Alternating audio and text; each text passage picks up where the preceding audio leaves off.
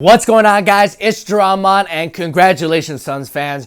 You guys got the first pick in the 2018 NBA draft. We all saw Phoenix win the draft lottery just the other night, which I actually made a video for the NBA explaining the entire draft lottery process. So if you wanted to check that out, head over to the NBA's YouTube channel with the link in the upper right hand corner or in the description box below. But in this video, I'm going to be telling you why the Sacramento Kings, who are selecting second overall, really want Phoenix to draft DeAndre Ayton.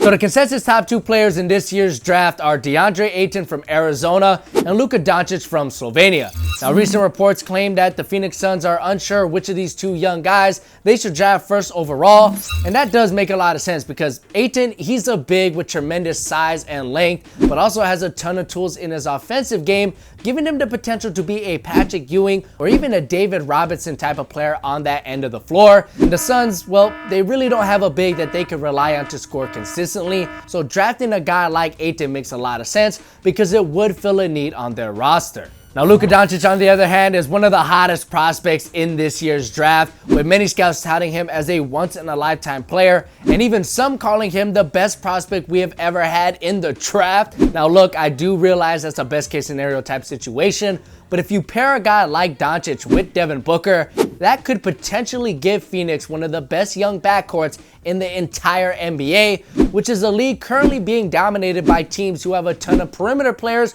who can all shoot, pass, dribble, and create.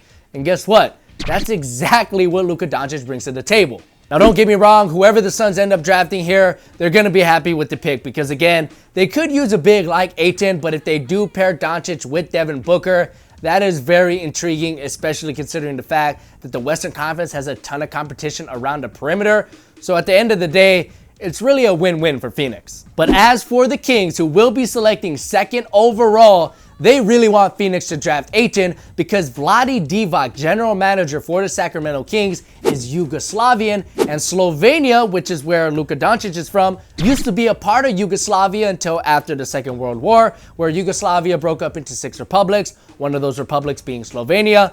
The only reason why I know this is because I'm half Slovenian myself, but I also know how to use the internet. But the point I'm trying to make here is that Vlade Divac would love nothing more than to draft Doncic second overall because the Kings desperately need another wing to pair with their already up-and-coming backcourt of De'Aaron Fox and Bogdan Bogdanovic. Now, you could make the case that Sacramento also needs a big like Phoenix, but I really do think that had they gotten the first overall pick, they would have passed on Ayton and drafted Luka Doncic. But the odds of this happening are extremely low. Sacramento's got the second pick, and the Suns' new head coach actually coached Luka Doncic on the Slovenian national team. And there's also rumors that the Suns are planning to offer Clint Capella a near-max deal this summer during free agency. So if you put 1 and 2 together, it looks like the Suns are going to draft Doncic. And honestly, I would too, because I think he's the best player in the draft. But that's just what I think. I want to hear what you guys have to say in the comment section below.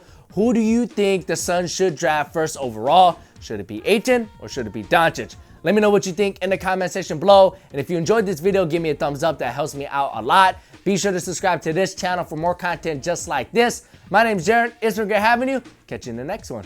Peace. So here they are, the Nike KD 11s. Let's dive right in with the thing that stood out to me the most, and that actually would be the cushioning. Now, the KD 11s will be using a full-length zoom setup, which will be sitting inside a Nike React foam carrier, and those two things will be encased by a TPU outsole.